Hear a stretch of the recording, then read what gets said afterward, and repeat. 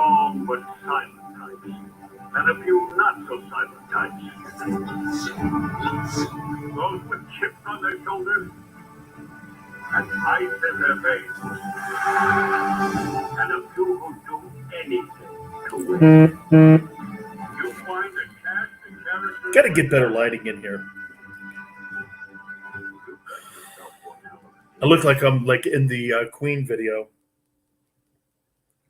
Din din din din din din. Undefeated Terrence Crawford will face Sean Porter.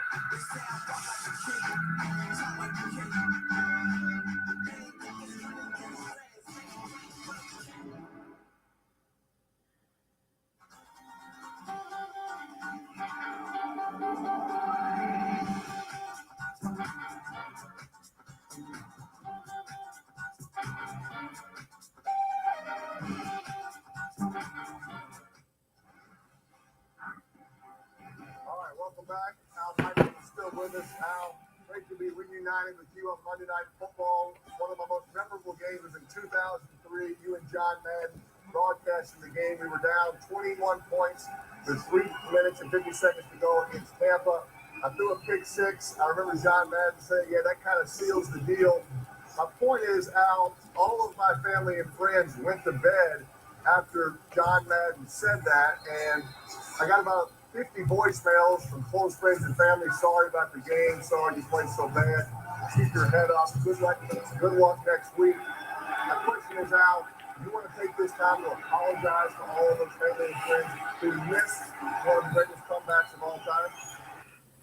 We watch Jimmy Ward here as far as play recognition. Watch him fight across the outside of Cooper Kupp's face, and then he's just in an opportunistic spot where Tyler Higbee just mishandles the throw. That's going to be an easy catch and run for Tyler Higbee, but that's exactly what we're talking about. Takes it over for a lot of defensive backs going to Pro Bowls, man. All plays just like that, and that's what Jimmy Ward has to lead for his football team tonight. Be in the right place at the right time, make the good plays. Jimmy G's balling tonight.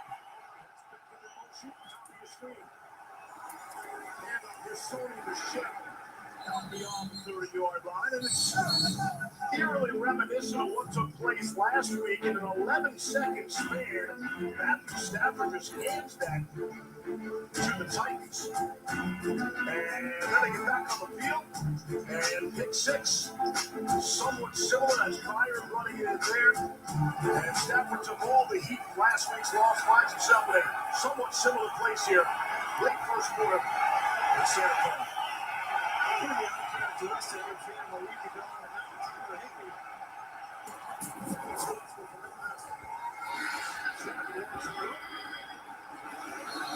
and it's Van Jefferson able to make the grab. Good for 15. And that's how the first quarter will come to an end. We talked about OBJ, Von Miller. The Niners lead 14-0.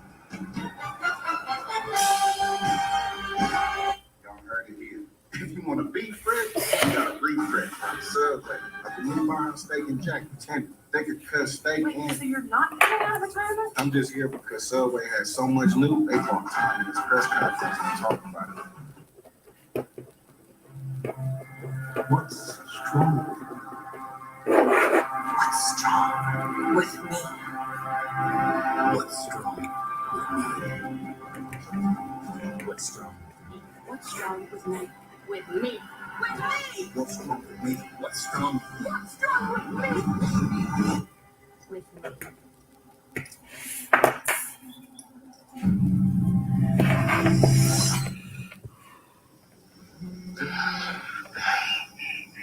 Honey, Gio's Pizza Palace just likes cha-cha cheesy bread. I'll go wake up the kids.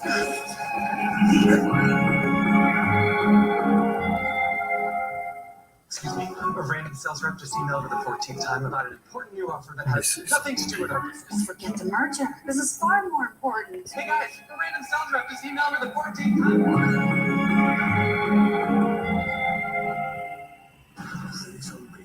I've always wanted to do this. Ghostbusters Afterlife is spectacular for entertainment. What the hell is going on? It's one of the biggest and best films of the year. I don't know how we're going to top this. Ghostbusters Afterlife. Marcus by Goldman Sachs doesn't treat investing like a game. We have digitally managed portfolios backed by over 150 years financial experience. So, play games or have your money work smart. Ready for Subway Eat Fresh Refresh? That's a new and improved Italian BMT with new artisan Italian bread, new Black Forest ham, and new. You gotta refresh to be fresh. Hold up! False start on the spokesperson. Save bid. Order through the app. Last month, we had the opportunity to spend some time with the men and women of the 101st Airborne Division based out of Fort Campbell, Kentucky. The only air assault division of the U.S. Army, the 101, was one of the most storied units in all the military. Got a rich history dating back to World War II. So we got to fly around Nashville in a CH-47 Chinook with the 101st Combat Aviation Brigade, and that was a really cool day.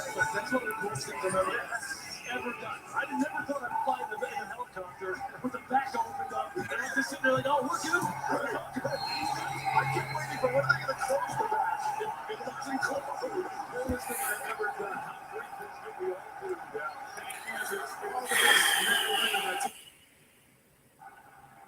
Me playing contest porn. You can't show that. Quarter number 2. Wide open is Cooper Cup. Leading receiver hit that wide open. And she took it. 28. I can tell you how, because Odell Beckham was flashing in front of his face, and this is a 3-deep zone, and whenever two wide receivers go through your zone as the black defender, that's Kayvon Williams has to carry that route, but he was in there.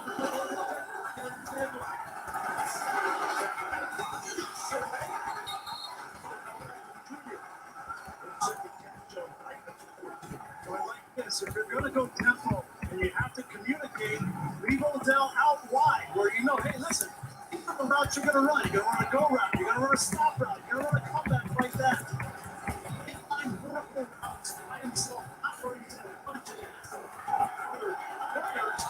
how do you keep up with this?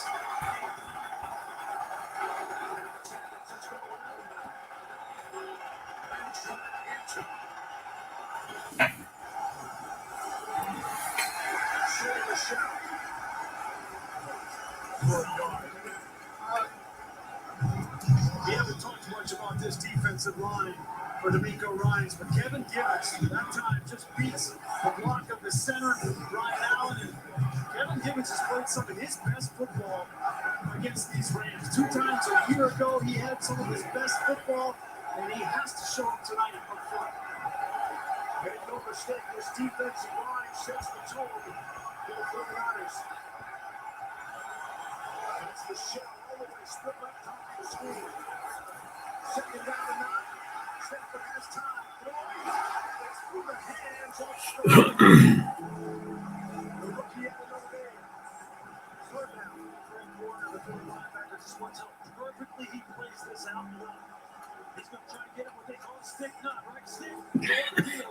See, he never comes on the stick. You can see him. He's in good position. Maybe a better throw than Jackson. That's a good job as well in terms of not letting position get first one. It's just make the play. Stafford's been hot in a couple of plays here early.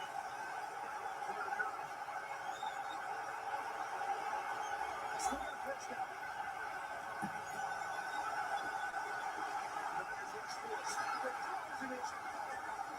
It's Tyler Higbee for a single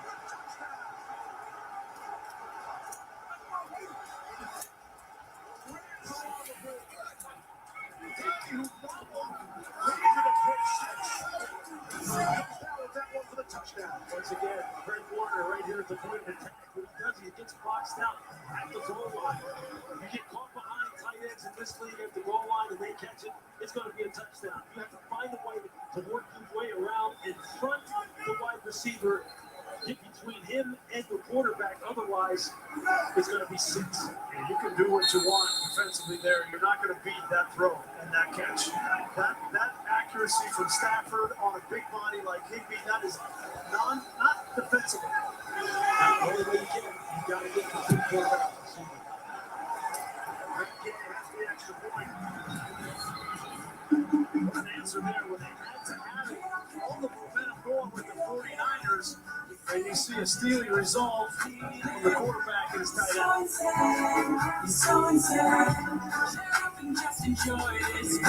The new Popeyes mac and cheese tastes just like home. With a creamy, cheesy inside and crunchy golden brown crust on the outside. It's the home cooked taste we all need sometimes. Try it today and earn Popeyes rewards points. Yes, what I'm saying is people like options. When you take Geico, you can call them anytime if you want to save the money. It don't matter what day or night. Use your computer, smartphone, whatever. The point is, you have options. Ah, how convenient. Wait, crab cakes? What are you looking at? Geico, 15 minutes could save you 15% or more on car insurance. You were gonna leave that late sooner or later. You sure you're ready for this? Maybe people like us were supposed to have it. At some point, I gotta take a leap and find out, right? All American. Tonight at 8 on the CW San Diego. Everything clicks with this team. And that's what the 10 o'clock news is all about. Being ourselves. Everyone is welcome at our table. Congratulations on achieving blue card status at Valley Blue Casino. Thank you. You each get 2 free main lobster buffets. Welcome to the club. What do you mean? The buffet is reserved for blue card members and above. Where is the buffet? This is a whole new way to buffet. We serve you. Can I still eat all the lobster I want? Yeah. And over 100 other choices. Getting to blue card level was easy. So what are you waiting for? You're just an upgrade away from a free lobster buffet. Wherever your journey takes you this winter, get away with our best deals of the season. Right now, get huge savings on the entire lineup of award-winning Hyundai vehicles at the Hyundai Getaway Sales Event. With new cars arriving just in time for the holidays, it's the perfect time to get a Hyundai. Now get 0% APR for 48 months, plus 0 payments for 90 days on select models. That's how you drive San Diego. Back in Santa Clara, this is we're going to wrap up Big 10 here tonight. This is already the final home divisional game for the 49ers. They are 0-3 in the division to this point. So Trent Cannon gets an opportunity. The yards get to the end zone, and he's running out. Across the 20, across the 30. Up to the 57-yard line. Flags come in. Give me a face mask. Maybe a hole.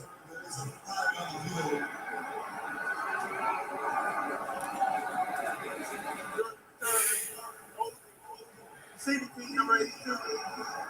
Y'all doing it. Slide the foul. Push out.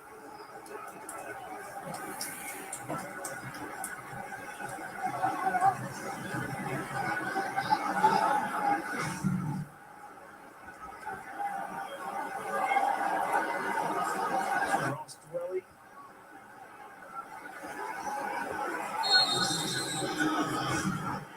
Hi, John Barry. How are you tonight? Oh, well, how are you? Anything to add there? Good. We'll get back to you shortly. Thank you, John. Appreciate that. 3-time Super Bowl official John Perry in the house. Right back to the running game with Elijah Mitchell. He'll pick up 8 there. Rams have had 3 possessions and have run 15 plays. For the Niners, this is their second possession, and they've run 19 plays. We talked with Kyle Shanahan about Elijah Mitchell. He was not the highest drafted rookie on this roster. That was Trey Sermon. They took Elijah Mitchell in the 6th round. He's become the starting left back. He talked to me. He said, listen, this kid has no filter. He hits the hole hard. He runs bigger than he actually is. He's listed at 5'10", 200 pounds, but he keeps his legs moving, and he has no fear whatsoever, and he's become an outstanding back in his rookie year. On the 3rd day of the draft, when they selected him, I sat on the second cleat and said, he will be the steal of the draft for the 49ers. This young man in college, he's 4'3" in the 40. He's built compact, low to the ground. Everybody just raves about his toughness and his maturity, his yardage after contact. I can tell you this: the safeties of the Rams tonight, they'll get to know him. Taylor Rapp already just introduced himself. They'll get to know him.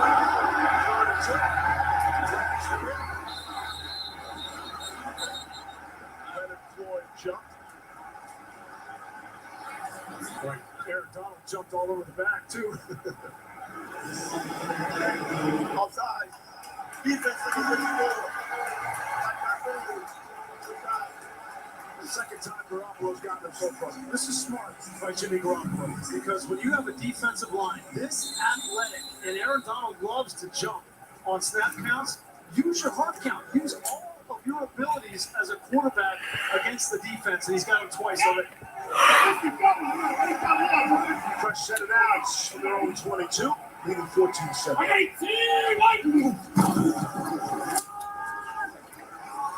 Here's Mitchell. We'll go back to Elijah Mitchell for a second. So guys, he's a big back or he's not a big back, right? That seemed to be the conversation. Look at both. Don't you have to be one of the other? Oh, okay. Yeah, you know, they said when you The block. Then you start with your linebackers. Are all three of them in the box? Is one of them unfolded?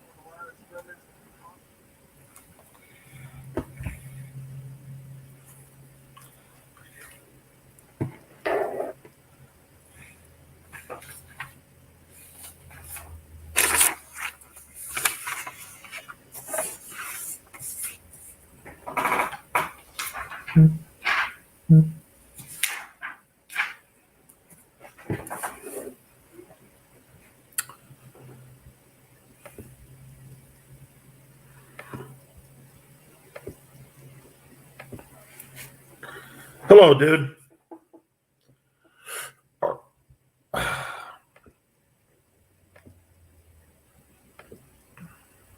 Hello, dude.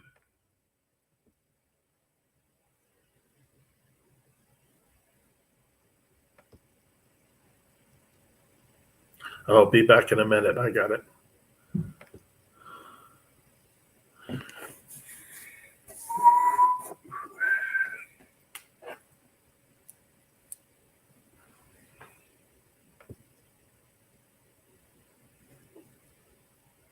Finally, they fired that guy. I want Ed Ogeron. Trev, I want Ogeron. He's a better recruiter. I talked to him today. He wants the job. I know, man, right?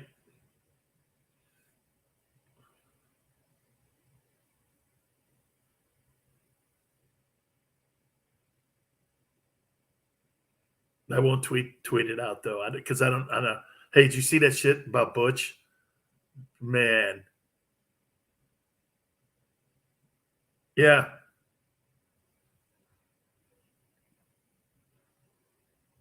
Man, I know, man. They just his son, like, ugh, really a bad thing there. If I plus the conference is blown up, you know, that thing's in trouble. But dude, get this. It's something my wife said, man. COVID took this program apart, man. And I'm going to kind of talk about it in the open here. I mean, really, you know, my wife is right. These big money programs that can withstand, you know, a pandemic like this. Some of these other programs that don't have a lot of dough and a lot of like resources, they're getting shut down, man.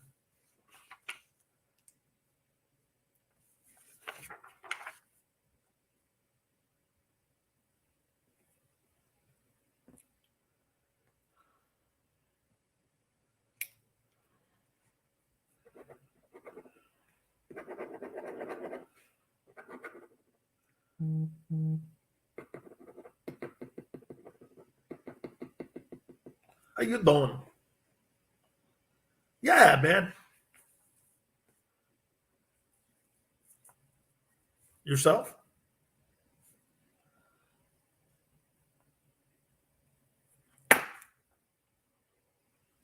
I'm sorry?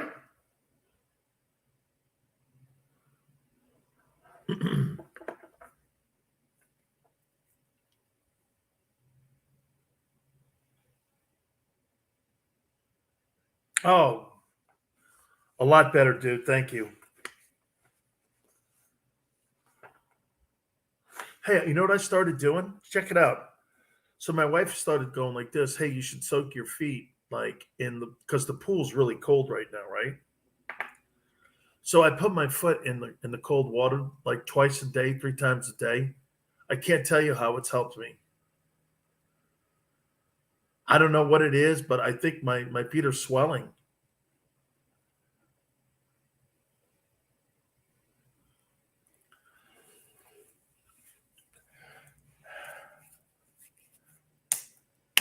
Yeah.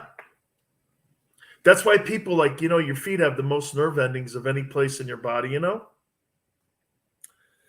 And it completely does, man. It kind of it feels like it cools my body down.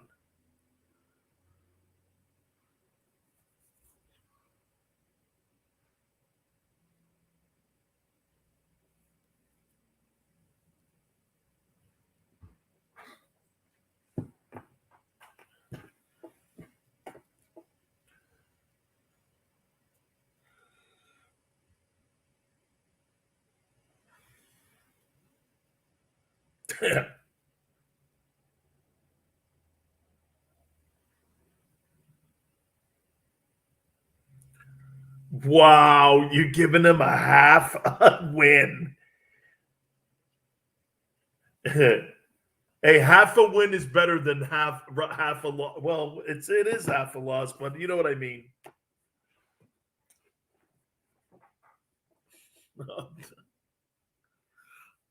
They won't go. Dude, I don't care. Hey, get this though, man. If you're Pittsburgh, I don't give a shit if you roll out Terry Bradshaw. You need to win that game if you're the Steelers. You can't tie that game. You're going to need that.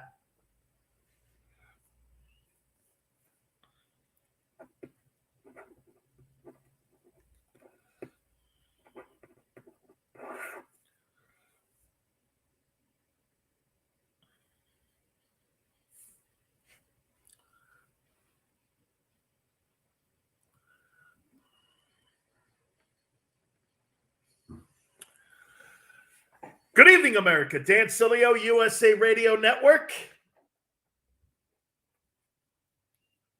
Welcome to the happy hour of radio.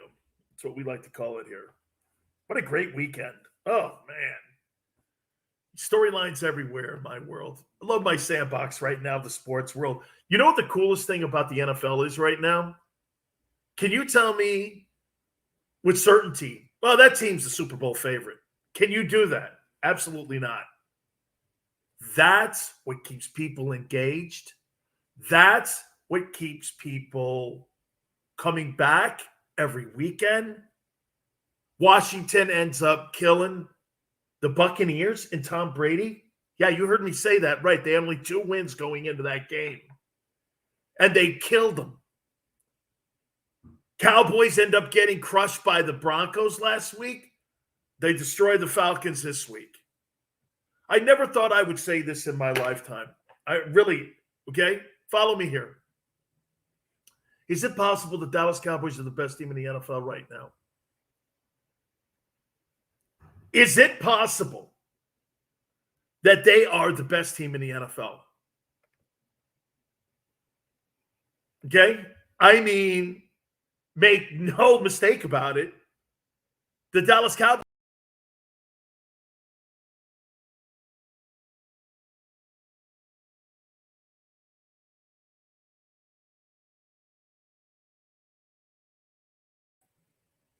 Okay? I don't do that. I look at a collective bunch of games and go, who's playing the best football after 10 weeks? Cowboys.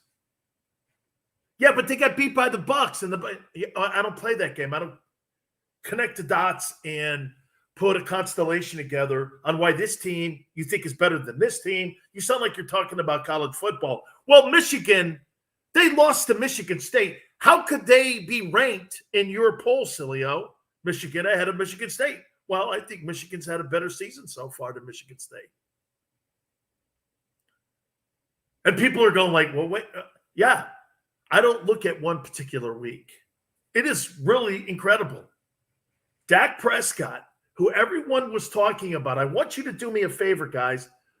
Dak Prescott, who everybody was talking about 2 years ago, when they were doing that contract, and Jerry and Steven and the media and Dallas media and everybody around the country was saying this about Dak.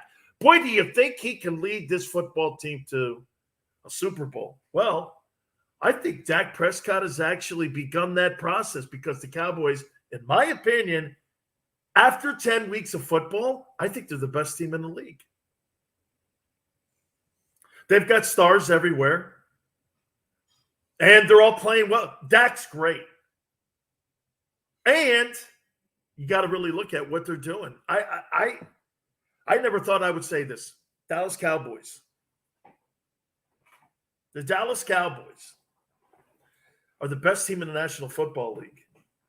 I'm almost sounding like I'm convincing myself of this. But that is great for sports. That is great for the NFL. When you have the most watched team in the NFL as the number one team, it's must-see TV. Must-see television. By the way, if you'd like to join us another way through our YouTube channel, our Twitch channel, Facebook, have at it. We welcome you aboard like my friend Trevor here. And he's like, they look good, man. Now, look, do I think that you could put a few teams in a hat and pull it out and go Rams, let's see, Packers. See, I think this year it is so thin at the top and so thin at the bottom. And everyone is kind of like in that 6-4, 4-6 area where parity is in the sport right now. And it's really flourishing, parity. And we're seeing it every other week. You can't, you just can't make any sense of it. That's when that sport's at its best. When any given Sunday, that famous line from that movie becomes appropriate. The NFC, by the way, is so much more dominant than the AFC this year. Kansas City had a nice game. Who would have thunk it? All these teams, though, man, getting crushed one week, winning another week. That's why you got to look at Dallas. We'll talk more about that, obviously, and we'll look more at Week 10 in the NFL. I want to say this about Texas A&M. And this is something over the weekend that is now starting to rear its head, and I don't know why. Will somebody please tell me why James Franklin's name is being bannered for potentially taking the LSU job or the Southern Cal job? Why is that? Why is he being pimped by the so-called media when over the last 19 games, he's 10-9-0? Why is his name being brought up? And now they threw Jimbo Fisher's name into the LSU hat. You know what Jimbo Fisher said? Why in the right mind would anyone think that I would leave Texas A&M for LSU? Folks, Texas A&M has the most resources of any college football program in the country. In the country. They're the richest college football program in America. And it's not a fact. I mean, it's not an overstatement to say there's everything that they need at their fingertips. Why would he leave that job for LSU? Not saying the LSU job's not a good job. But Jimbo Fisher's like this. You're kidding, right? You know what they do for Kyle Field the night before a game? I mean, it's like $5,000 a night to stay in that hotel that overlooks Kyle Field where the Aggies play. And all that money is donated into the football program. They put that hotel up for the alumni. I think if I'm not mistaken, I think I heard family gets to stay there too.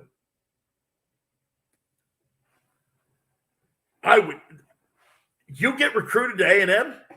That's a big deal now. And Jimbo Fisher's like, why in the world would I leave A&M? You wouldn't. He's making $7.5 million a year. He's making $7.5 million. He's probably going to get it bumped up now because LSU came a knocking. He'll probably end up getting 10.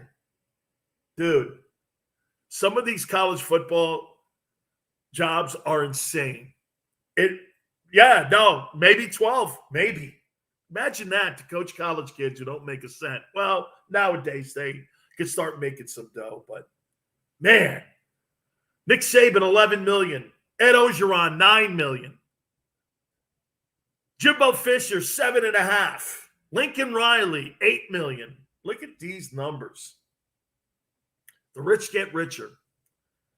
Now, let me tell you a sad story here. I got an email today. And then I got some text messages on what COVID has done to a football program. I want to show you what COVID has done to college football. And over the next 5 years, many college football programs, in my opinion, will be shut down because of what COVID did. My coach who coached me at the University of Miami as a D-line coach, his name is Butch Davis. Butch would go on to the Dallas Cowboys and win 3 Super Bowls as a D-line coach and coordinator of the team. He would eventually become the head football coach with the Cleveland Browns. Then he would eventually become the Canes coach. And now he was at North Carolina too. Did very well at North Carolina. And his last place here is at FIU. He's resigning at the end of the year. Do you want to hear what's gone on the last 2 years? The last 2 years, the football program and FIU have cut the budget $750,000 per year. And in a program that doesn't have gigantic boosters, doesn't make a lot of fundraisers, is in a pathetic conference. And I think the conference is being I think they're ripping that conference apart, if I'm not mistaken. Butch is saying that they're sabotaging the program on purpose. FIU may end up closing their football program up because of what COVID did. The Sun Belt, the Sun Belt's not going to take over. And a program like FIU, because of COVID, the Miamis of the world, the LSUs of the world, the USCs of the world, what that pandemic has done, it has destroyed these other smaller programs. San Diego State, Utah State, San Jose State, places like that. Ohio University, a lot of the MAC schools are they're just absolutely destroyed. Absolutely destroyed. And Butch was telling me the story that he had to take $250,000 of his own money and put it into the program. Get this, so that they could just have food for the players on game day. Here's another one for you too. Okay? They had to borrow. Wait till I tell you this one. FIU had to borrow and get shoulder pads from Mike Leach at Mississippi State that they didn't want any longer for the players to be able to play. They didn't have equipment. Butch called Mike Leach up, and Mike Leach sent him over a bunch of shoulder pads and helmets because FIU didn't want to pay for shoulder pads and helmets. The jerseys are 10 years old. Do you know how many jersey changes? Can you imagine Oregon having issues like this? They got a new jersey every week. A new jersey every week. This is the sad thing of COVID-19 here. A damn good coach who's trying to make a program great can't, because the pandemic now has ripped it apart. Man, you talk about the rich, and we were just talking about Jimbo Fisher making $7.5 million a year.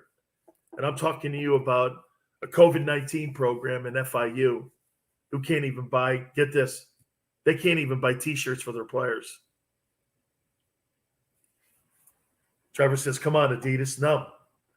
Get this. Those shoe contracts with many of the schools have been canceled, only for the elite ones that bring in a lot of visibility, like the SEC and the Big Ten. They've cut back on all of the non-Power 5 schools because they lost money during the pandemic.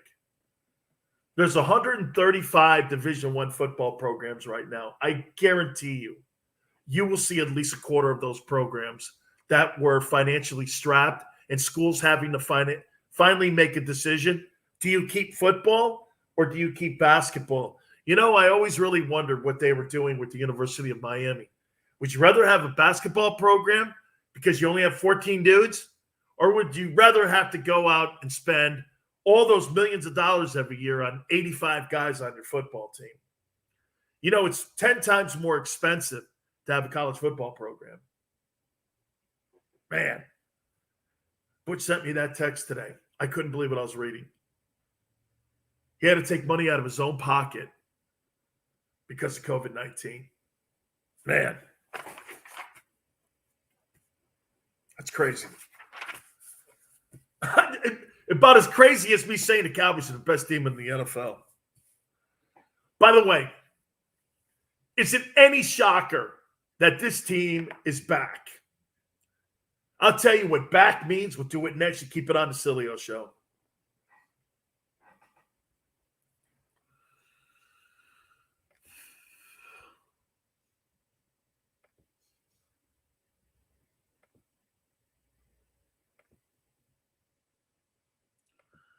Great, dude. Yourself? Good. Oh, me too.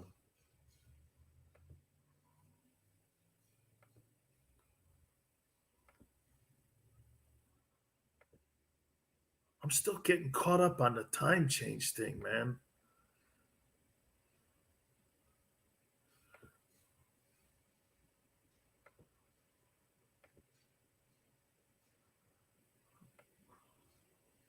Good for you.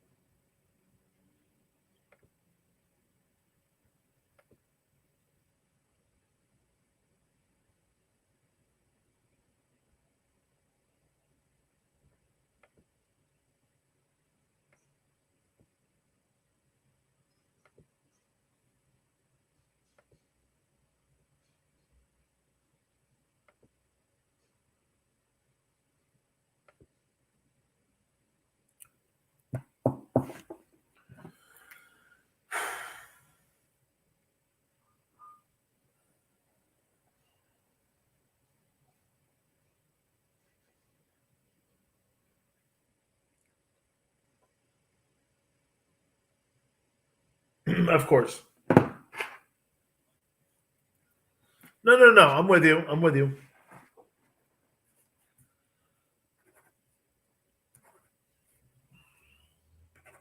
I'm with you, whatever you do.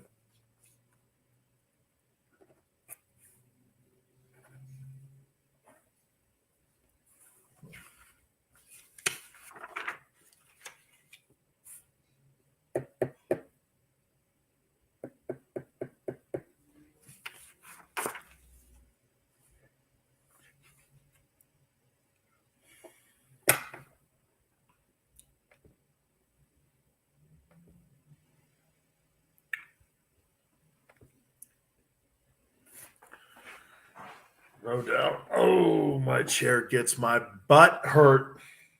I need a new chair for Christmas. Oh,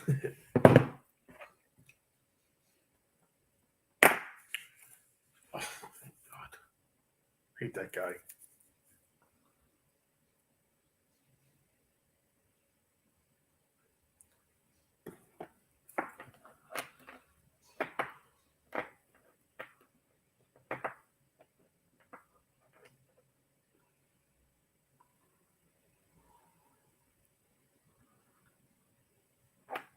Crazy, huh? But it's the off season. Always remember that.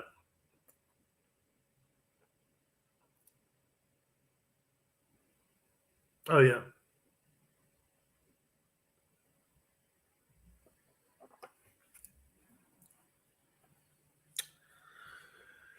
Dan Sileo, USA Radio Network. I love watching college football on Saturday. You know, I get up in the morning at 6 o'clock Pacific time to watch College Game Day. I had somebody say something to me about Lee Corso the other day. Dude, he still thought Tom Osborne was the AD at Nebraska.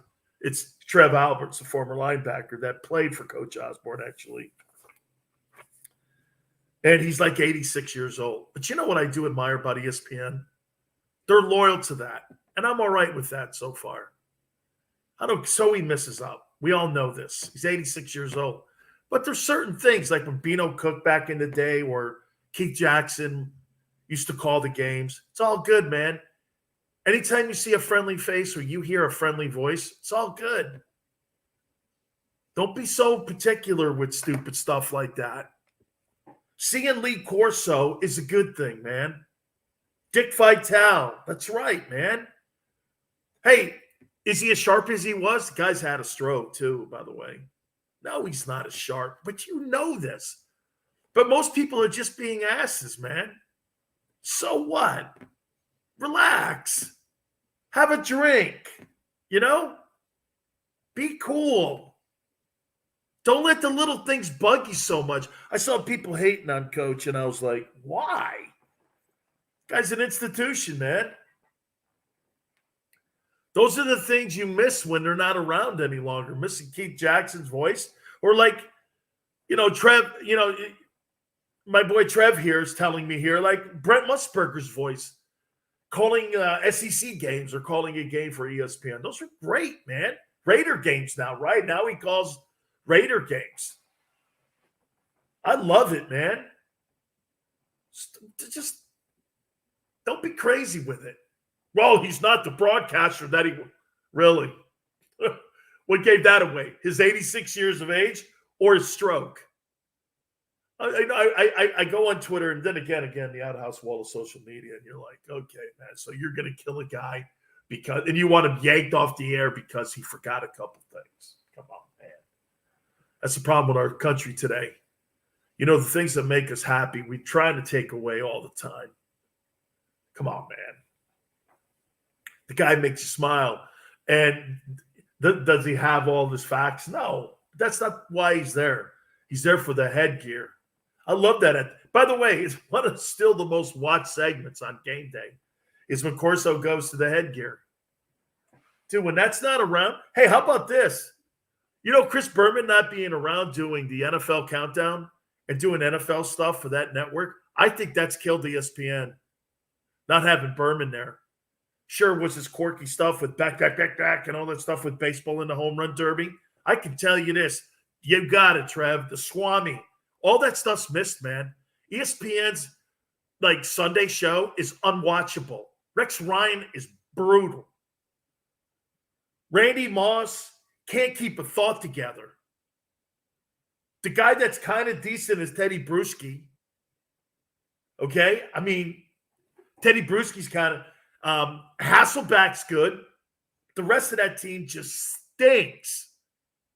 When they had Tom Jackson and Chris Berman, was damn good, dude. That was really good. But now, you know, it's like, you know, sometimes when you take those folks off the set and you put like, because you want to go younger, that isn't always that isn't always the best remedy, man. It just isn't. Hey, listen, guys, do me a favor. If you're in the Phoenix area, you have to get to my friends at one of the local Valley Hooters. Monday Night Football is the best place to wind down your day after a tough start to the week. We all know Mondays are tough, right? So head over to Hooters, and don't forget, rest of the week, man, it's just going to be absolutely all football, and it's your football headquarters. Enjoy $10 burgers, $3 Bud Lights during the game. All week long, too. This is your one-stop place in the Valley, in the Phoenix area. Our great friends at Hooters. I will talk about a team that's back and also a coach who's not making it happen. I'll tell you all about it next.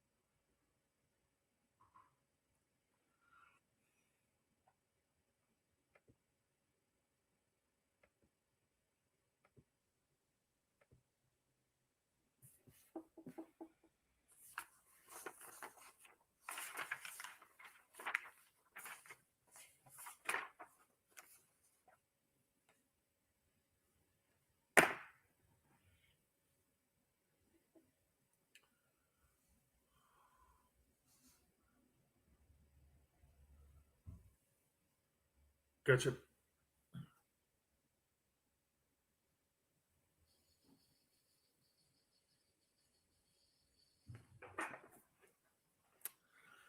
Dan Sileo, USA Radio Network.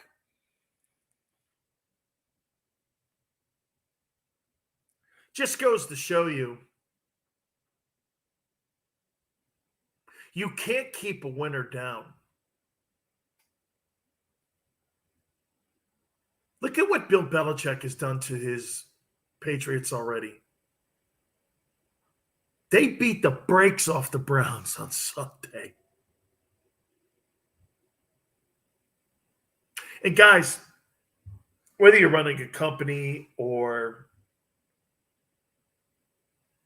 your household, anything, if you believe in a system and you believe in building blocks like the John Wooden success, the pyramid, and you believe that you put down fundamentals in how to be successful, and you stick to them and apply them in almost every single thing in your life, I've learned one thing.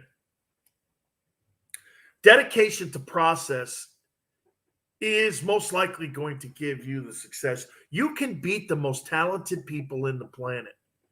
You can beat them. You know how you beat them? Have a plan. Stick to it. If it has to be manipulated or it has to be adjusted on the fly, so be it. But keep to your fundamentals. That's what the Patriots do. Now 6-4. And if you look at the AFC, you would throw them in the conversation going like this. You know what? This kid, Mac Jones, is a rookie quarterback. Belichick went with him.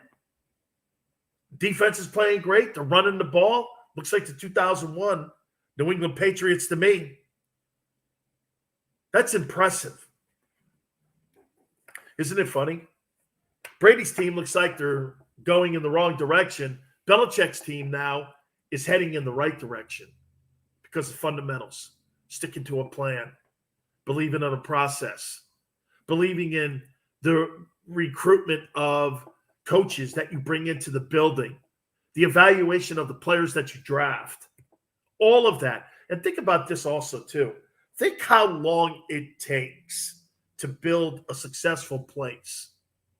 You may not always have a successful season or quarter or whatever your business is. But if you have the fundamentals that have created success and you've won doing it, don't ever lose your patience. That's what's made the Steelers the best organization in football. They don't lose their patience. And the Patriots are practicing that same gold standard in New England. I admire that. How many times do you get knee-jerk reactions in any business, or you see it in sports teams? Because you know why? Owners panic. When you're spending that kind of money on talent or coach or what have you, and you're getting absolutely crappy results, what's the first thing you do? Well, let's get an evaluation in here, and let's get a consultant in here, and let's just see what the guy says. And before you know it, you know what you have? You got 88 different opinions on something, when in the end, there should be one guy making the decision, the owner, talking to his GM. I'm sticking with the guy. That's why when you have clarity in your building, you don't have all these people. You know why the Detroit Lions, funny, Chris O was talking to me, well, at least they're not going to go 0-17 because they tied the Steelers.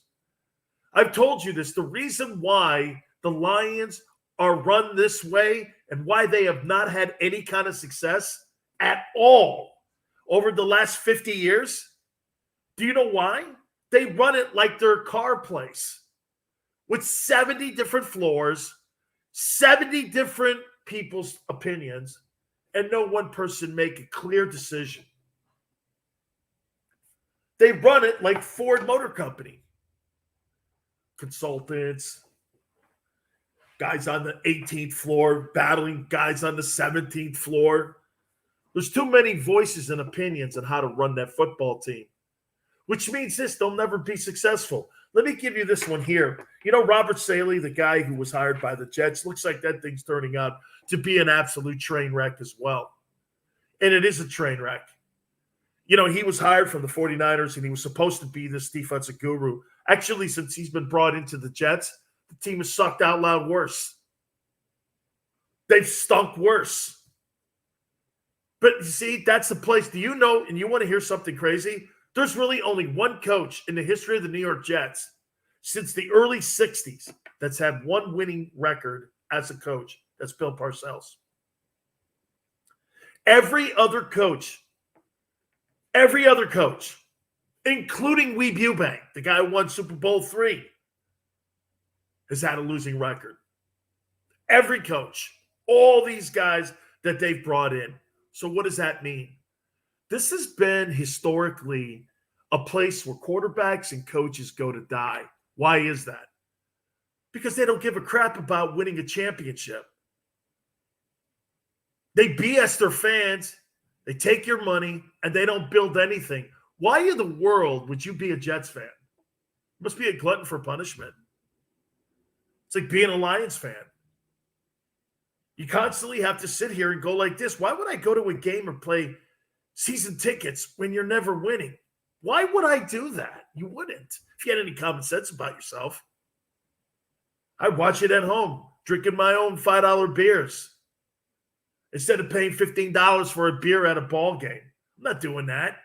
There's no commitment to winning. You know how many people today don't have disposable income, let alone disposable time to go to a 4-hour football game? And you're going to sit out there and tote out a horrible product like the Jets or the Lions?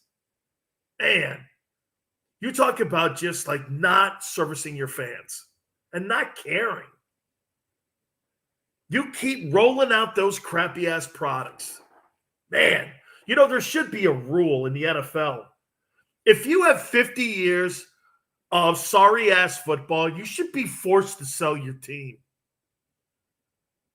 Because how do you sell that to your fans? Hey, man, I want you to buy tickets. Season tickets. And then you know what most of these places do? They turn around and try to hijack a community for a stadium like they're doing in Buffalo right now. Yeah, or in Chicago. They're trying to hijack, the fan base. If you don't, do this, we're going to move to Toronto or we'll go here, whatever, man. And you don't roll out any kind of championship football at all. Look at the Lions. They've had 2 stadiums in the last 50 years. And look at what they've produced.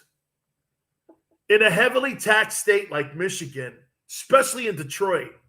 I know, I lived there and I played there. That's really unfair to the fans, man. I was thinking about, if you're a Jet fan, what do you watch? You got a brand new quarterback in Zach Wilson. You hired a brand new coach. You won the offseason. And then when the season started, nothing has changed. It's the same crap as before. Look at the Lions. Same crap as before, different names, same result. Don't you eventually turn that mirror around on you and go, well, it's ownership. It's got to be, man. That is so. And then let me throw this at you. Then you get a team like the Tennessee Titans. They lose Derrick Henry, right? Best back in the game.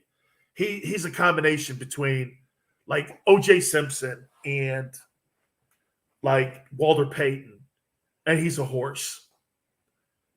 They lost him for, I think, probably the end of the year. He's going to try to come back at the end of the season. They're still winning games. Why?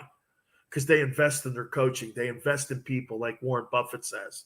They bring in great folks. They bring in coaches. They spare no expense at that. You know this, man? I've learned something about building teams. If you spare no expense on hiring quality people and people that know their business, and they may know more than you, but that's the sign of great ownership. and not getting the ego in the way going, no, I want you to work for me. No, I want you to work for me, but I want you to be able to do your job. The Jets get in the way of everybody's success. They don't let anybody do their job. You see what Rex Ryan came out and said tonight? He goes like this, don't ever compare me to Robert Saleh. I don't know what that means. Okay? Is he trying to suggest that he was a great coach with the Jets? He wasn't. Albeit he got the AFC championship games. I will not deny that. But man, you gotta start saying what it is here a little bit, you know? Some of these places just don't want to win. Some of these places just fool their fans, man. Jets and the Lions. I don't care who you put in the building. It's the same crap that comes out of the building. All right. There is a guy's name that keeps being brought up for head coaching opportunities, and I've kind of broached his name a little bit. His name is James Franklin. He's the head coach of Penn State. And he's been thrown around as a guy who is a damn good coach. He was at Vanderbilt. Then he gets the Penn State job. He took over for Bill O'Brien, who did a really hell of a job, I thought, after the whole Joe Paterno stuff. And in the last 2 years, James Franklin's record is 10-9-0. He's one game over 500. But why is this guy being considered for the LSU and Penn State job? Guys, I'm going to say something here. And once again, I want you to understand something as an old ball player. When someone always asks me, what kind of coach would I play for? My answer has always been, I want to play for a coach who doesn't BS me, who's never angling for anything, and it may be brutal. Did you see what Bruce Arians said when he was asked the question, whose fault those interceptions were? Tom Brady or the coaching staff or somebody? Hear what Arians said?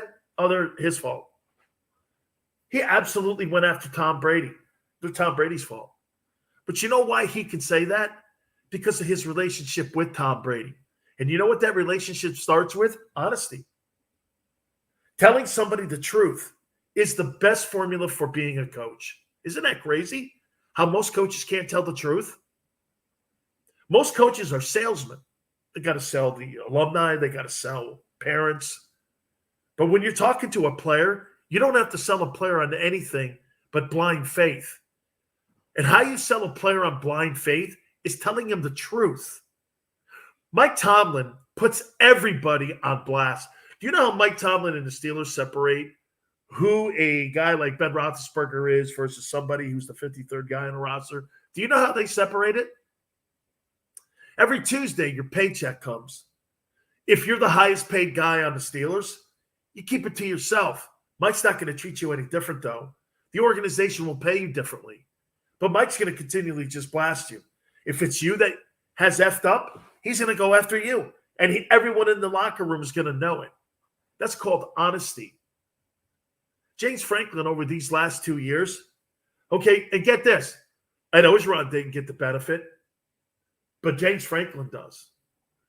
I don't want to have coaches getting jobs because we're now in this new woke environment where race has to play an issue in the hiring practices. Aren't we starting to see that now a little bit when it comes to how we teach kids or the big debate on critical race theory that's being taught to people? Sports is the greatest equalizer, my friends. It's the greatest equalizer because you can't dissect winning and losing. Winning and losing have no race, no color. There's winners, there's losers. There's no other way to look at it. But nowadays, we're adding, well, don't you think it'd be great if we had a minority as a head coach at LSU or Southern Cal? No, I don't. I think it'd be great if you had the right guy or gal to be a head coach. if you're hiring people or you're looking at people through the lens of politics or racial identity, I would never go to that school. I want to go to a school and a program that has diversity and doesn't think about things like that. James Franklin is unqualified for that USC job. He is unqualified for the LSU job. You're going to fire a guy in Ed Orgeron who won a national championship and is 48-19 for that? Ed Orgeron's 49-18, won a national championship. But you want to try to change the requirements to be the coach. All right. Hey, guys, do me a favor.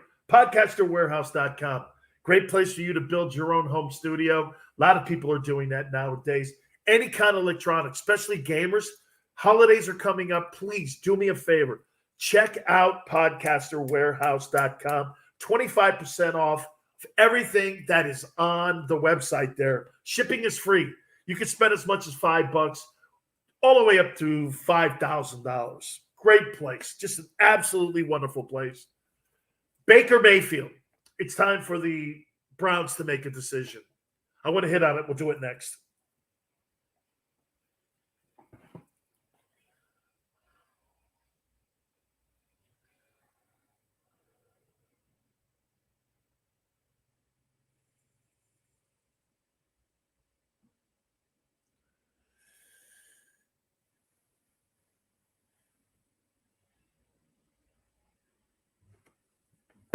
Yeah, like the ones, like the soccer bockers.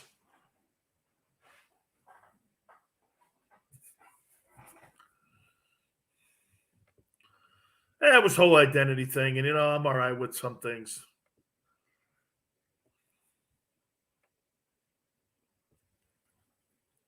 Nah.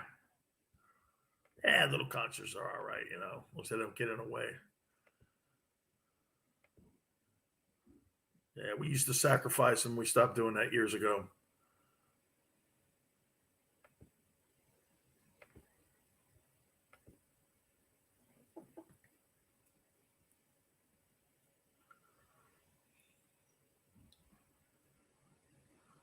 For what? For what? Yeah.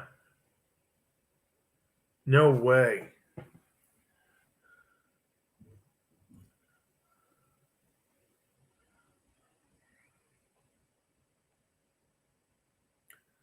You think Rittenhouse gets off?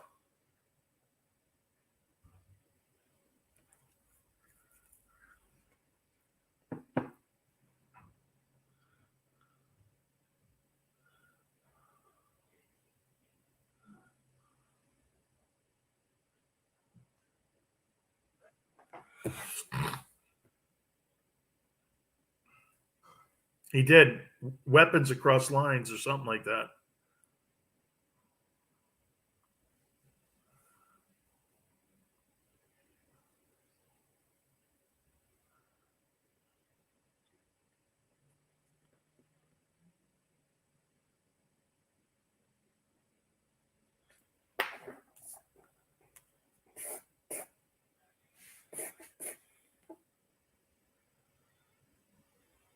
No way.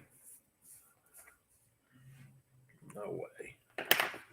And I guarantee you the judge probably communicates his sentence because he has that right to do that.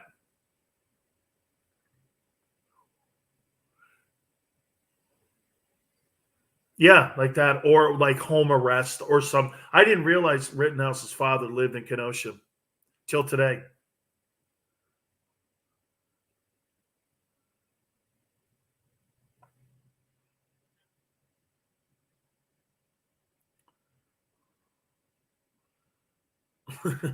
That's funny.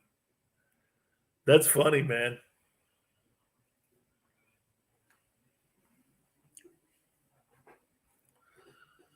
Dan Sileo, USA Radio Network. Did Kansas really beat Texas? Oh, my God almighty, man. Oh, my God almighty. Do you know I had to really look that up 3 times? I kept looking at it going, there's no way Kansas Jayhawks beat the Texas Longhorns in football. I could see in hoop. I kept looking. It's hoop, right? No, it's football. Steve Sarkisian ain't working in Austin. To quote my good friend Ice Cube from Straight Outta Compton, that ain't it. Hey, man.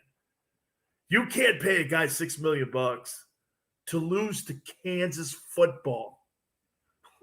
My God. Dude, those alumni guys, you have no idea how powerful those folks are. Man. They ran Charlie Strong off. They ran Herman off. Now they're dealing with I mean it, man. You know, they got 53 4- and 5-star kids. Okay, on that team. And there is no way you should be losing and looking like this. Texas football, in my lifetime, folks, I have never seen the Longhorns look this bad. It's the worst I've ever seen Texas football. Man, Fred Akers and them folks must be just spinning. Crazy. I mean, give me Mac Brown again. This is nuts.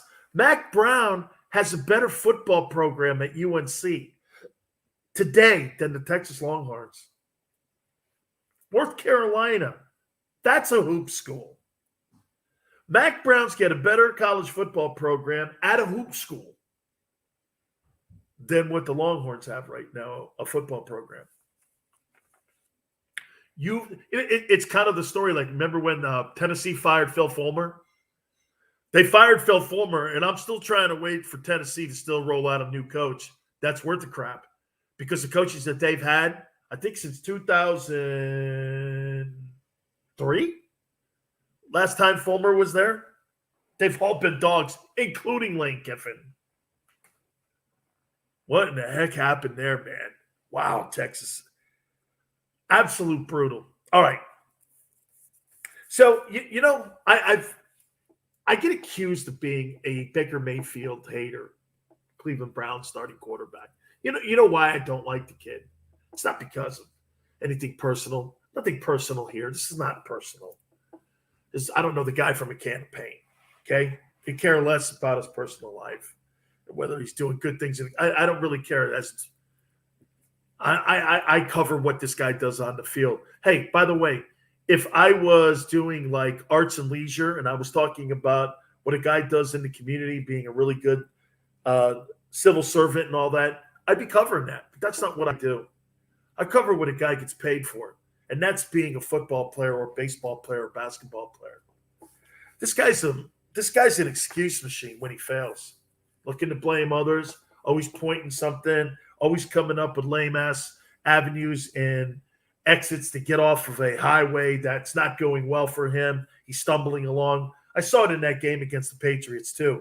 He ended up leaving that game. I didn't see it, but maybe, hey, it's football. You can get hurt. But here's a guy that's mentally being beat, and you can watch it in front of your face. And I said this to you. If you give that guy a contract extension, you'll regret it for the rest of your life. I would never want a player like that leading my football team. I want people to take accountability for failure. That's as important as people taking bows when things are going great. And he's just a prime example of guys that just take and go and look for excuses. And now get this, he's 27 and 27. Isn't enough? He's the number 1 overall pick in the draft a few years back. You now know he's not the guy, right? Then you turn around and look at Dak. And you're like, that guy is, what I mean. You know what we're talking about when you talk about Dak Prescott. I love that guy, man. Cowboys the best team in the NFL. Is that not crazy? Man, what a great time. Hey, basketball, the NBA, nobody's really watching that. Hey, now, are you? The college pro game. Oh, God, it's so good stuff going on. A lot of great stuff. All right. I want to take a look at week 10 of the NFL. A lot of significant games. Now we're getting identity on who they are. We'll do it next.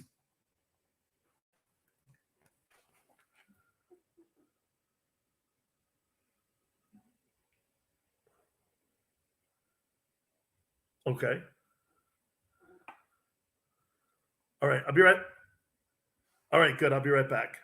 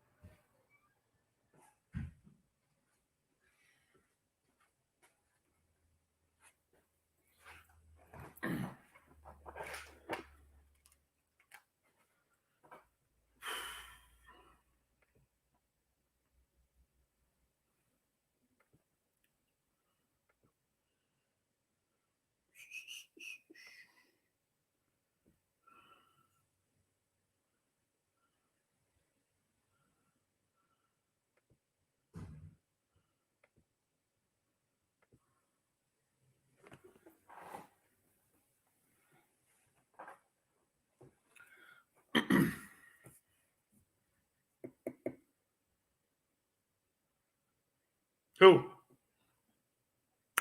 Oh my God, my grandma was just. My grandparents were the shit, man. Unbelievably great people. Hey, she was the best, dude. My grandparents were the best. Oh God. Oh man,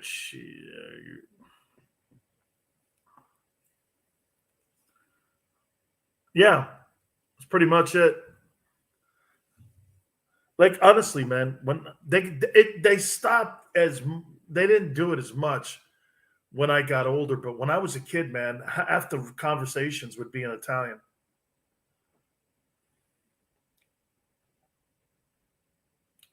Like they spoke younger when I was really young, but and they stopped doing it as I got older, because they were just basically talking to themselves after a while. But my folks were all, not just them though, like all of my folks, my Aunt Nellie, Aunt Jenny, they all spoke Italian.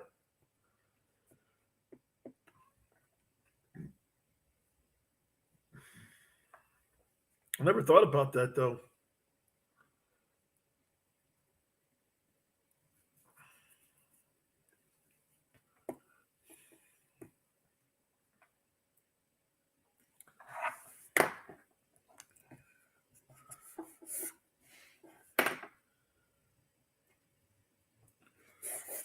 Go there.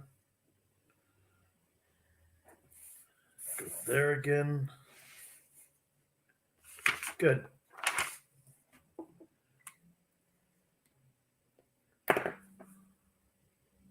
I'm sorry?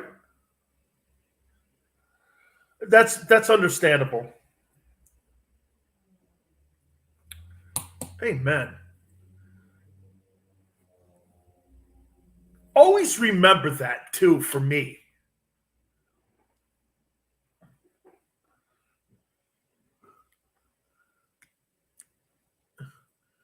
Absolutely understand. I've always understood that when I'm in the room with anybody.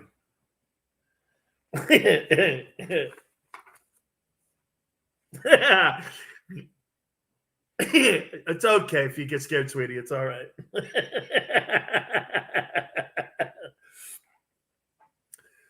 Dan Sileo, USA Radio Network. How the hell are you, man?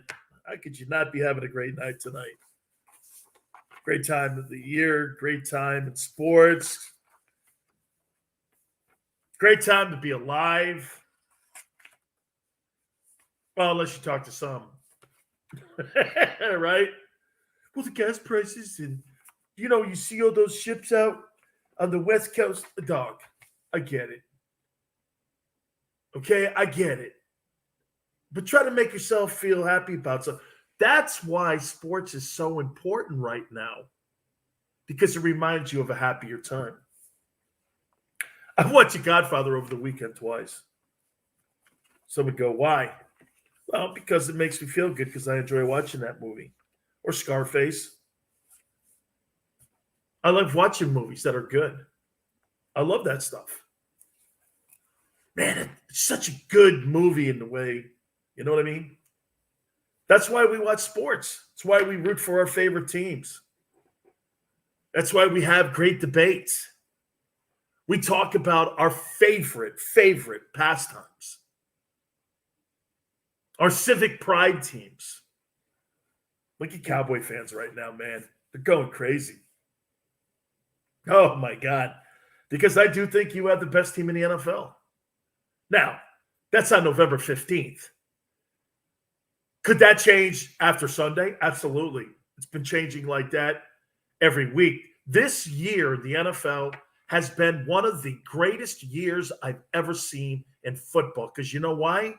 Like I said before, there's such a razor-thin line of good teams, and there's a razor-thin line of crappy teams, and everyone's kind of in the middle.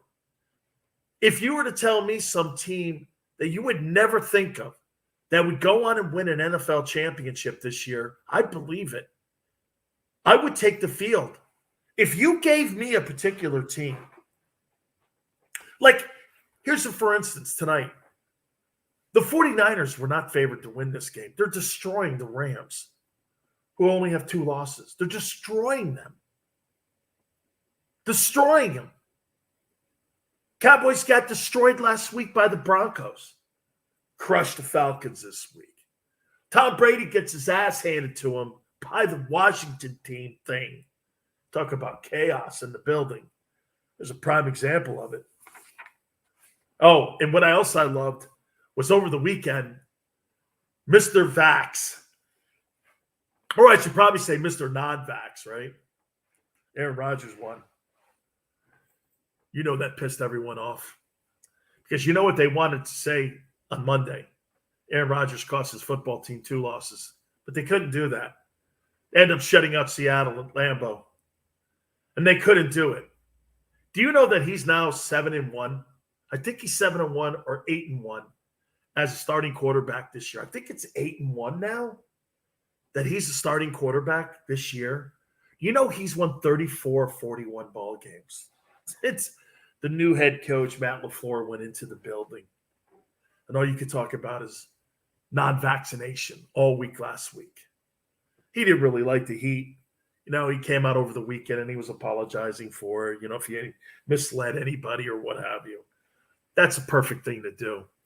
Tell all those weak asses and snowflakes what they want to hear. They want you to grovel, so lie to them. It'll make them feel better about themselves. You think Aaron Rodgers really gives a rat's ass whether or not you feel better about yourself because he apologized to you? It's such a smart thing. You see, you tell weak people and cancel culture what they want to hear. And you just do what you want anyway. Because they're not very... Remember something. Cancel culture are people that are in the back of the room. Those aren't the people that are at the front of the class.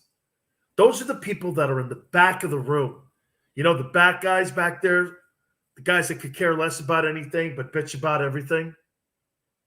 Yeah, those are the guys you're talking to on social media. So what you do, and, you know, after that stat I saw last week, that 70% of Americans aren't even on social media, like Twitter. Okay, those are just a minority of idiots. And that's why it's known as a hater platform. And for all the people who are disgruntled, here, wouldn't you agree with me? 70% of the people in this country probably like their life. And the other 30% are on Twitter complaining about it. Tell me that is not the facts. If the people that complain about things, and I'm not talking about whether or not Baker Mayfield should be the starting quarterback of the Cleveland Browns. If you're complaining about your life on Twitter and social media, and you're telling people that, you're probably the 30% of the people in this country that hate your life. I think most Americans work hard and love who they are. Hey, not everybody's going to be Jeff Bezos. I mean, if you think everybody's going to be Jeff Bezos, I think you're in the wrong reality. You know what's funny? I've never wished I was anybody else. Never wished I was anybody else in my life. I'm happy with who I am. I'm happy with what I've created. I'm happy how the kind of father I am. I never worried about that kind of stuff. Well, this guy's got this and you know what I mean? If you want something bad enough, figure a way out to do it. But most people don't want it. They want it handed to them. People don't want to work for a living, dude. Being a champion is one of the most difficult things to do on the planet. And if it was that easy, everybody would be a champion. But today, everyone gets these, participation medals, which is, and I hope I'm not sounding like I'm preaching to you, but it's just, that's why my show and the things I do, and I just so love covering it, because I watch the news. I watch the news all the time, and I got to tell you, they're miserable with their lives. Then that's why they come over to sports. Talk about the Cowboys. Talk about like Dak Prescott. Talk about a leader. I am so impressed with him as a human being. I am. He's the face of the Dallas Cowboys. He's the face of America's team. His team potentially has a chance to go to a Super Bowl for the first time in 30 years. What a great moment that would be for him, his family, the Cowboys, Jerry Jones. I'm actually pulling for this. Wouldn't it be great to see the Cowboys in the Super Bowl with Dak Prescott, fourth-round draft choice, was not given an opportunity really to go to a big-time program, had to convince Dan Mullen to give him a scholarship to go to school at Mississippi State. Mississippi State. Gets drafted. Nobody goes, it can't be the guy. Is he a Kirk Cousins or what is it? No way. What does he do? This guy goes on and shows you that leadership is about people that go out there and just do whatever it takes to be successful. I so love that. I do, man. I so love that in people because that's an intangible that you can't look at a draft day, or you can't measure when you're at a combine. You've got to see it mature. Isn't it funny? Tom Brady was probably one of the worst prospects. Follow me here. And Dak is down that line. Dak wasn't really a great prospect when he came out of college. You know, his intangibles and his variables were not really all thought of as something that was going to be an elite guy like he is. You know, Brady had to be the worst quarterback prospect of all time. Ran like a 5'7", could not throw the ball deep, had no arm whatsoever. His body was horrible. I mean, all the drills that he did, seriously, why do you think people passed on him 5 times? He didn't get drafted until the 6th round. Do you understand there's only 7 rounds in an NFL draft every year? And this guy here somehow has become the greatest player in the history. How do you think that's possible? Hard work, determination, confidence, having a lumberyard on your shoulder. It's a great intangible, man. You can't measure it. That's why that position is so difficult. It's so difficult to evaluate what guy's going to be good, what guy's not going to be good, what guy can take it. Hey, and by the way, for the record, Belichick instilled a lot of that in him. There's no question. Look at Bill. His New England Patriots are now winning again. I just love watching success. You know, people go like this, Dan, you're such a Brady guy. No, I'm a winner. I like a winner. I like a winner's story. I like people who people thought would not win and yet go out and become successful. Dak is the prime example of, you know, if you're going to put a blueprint together and you're going to put it in a book and then you're going to put a manual together, I've said this to you guys before, you're going to hand that to every single incoming quarterback that was drafted, and for him to look at that and read that book and how Dak Prescott became that guy. Hard work, always being ready. Remember how he got his opportunity? Tony Romo got hurt. Remember how Tom Brady got his opportunity? What was it? You remember? Drew Bledsoe got hurt. These guys were waiting for their moment. They knew their moment was coming. They didn't know how many times that moment would come. But Brady and Dak Prescott were waiting and ready for that moment. You know how many times in life people aren't ready for that moment? All of a sudden, there's an opportunity that opens up. Are you prepared? Are you ready, physically and mentally, to go after the goal that you've always wanted? I've told you this before. I got to the NFL, I was unprepared. And you would say, wait a minute. You had all the intangibles to be like a NFL star. I did. But the one thing that really lacked was this: understanding what being a professional was all about. It's not just about going out and kissing cheerleaders and cashing paychecks and making tackles. It's also about acting like a professional at all times, showing up, doing your homework, game film, listening to your coaches, doing the extra work. See, when you have a job like that and you're given an opportunity like that, you have to over-excel. The great athlete, look at Jordan, for instance. Let me give you an example of this with Jordan. Would we not agree Michael Jordan is probably the most gifted player of all time that was clearly a guy who overachieved? And what I mean by that is Jordan was the hardest worker on the Bulls and the most gifted and had the most desire to win. Nobody could be in Jordan's league. Do you know how rare an athlete that is? To be the most gifted guy on the planet, have the hardest work ethic, and have an attitude where he just was not going to ever lose. My friends, you look for those guys every day. You really do.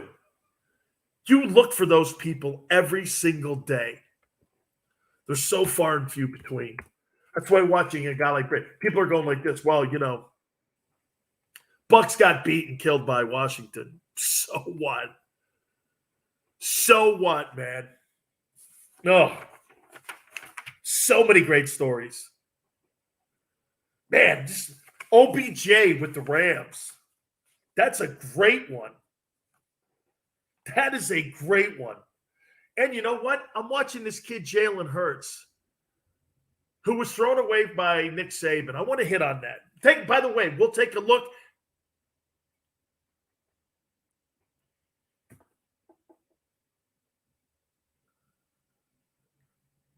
Yeah, really.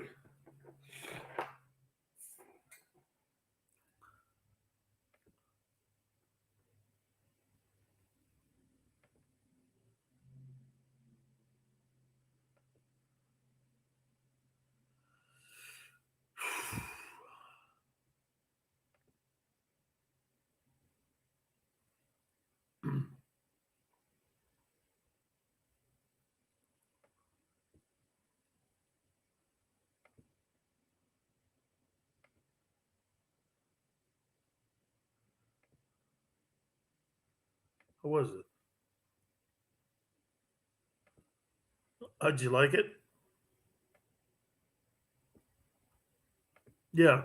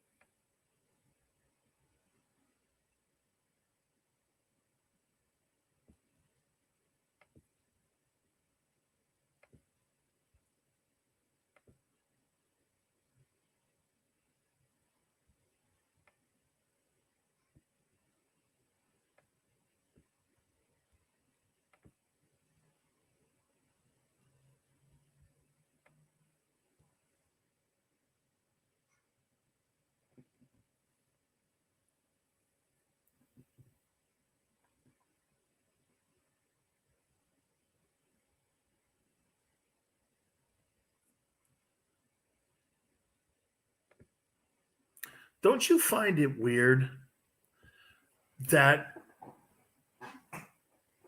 Alec Baldwin wasn't arrested?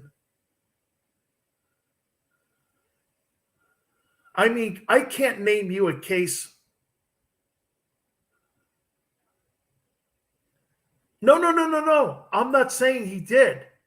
I'm just saying, can you name me a case where someone accidentally shoots someone that's not arrested?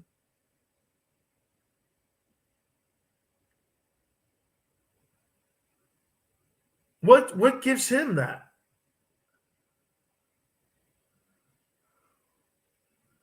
Shooting someone with a gun?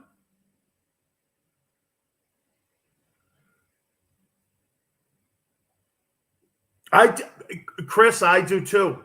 I do too. So, but if I came to a cop and went, yeah, I pointed a gun at someone, I thought it was a blank gun, a starter pistol, and I shot and killed the guy, you think they're not going to arrest me?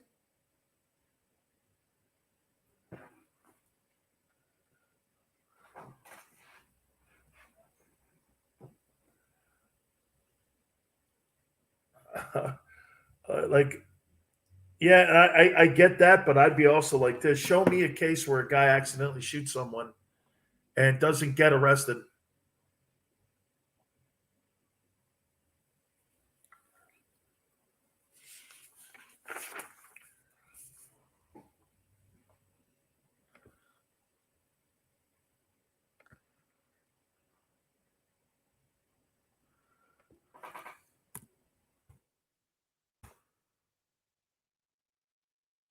Yeah, I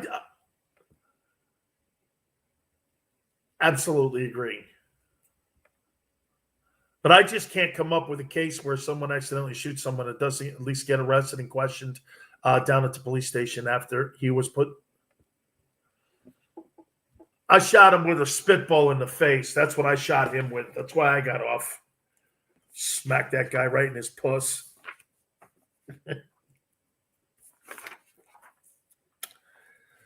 Dan Sileo, USA Radio Network.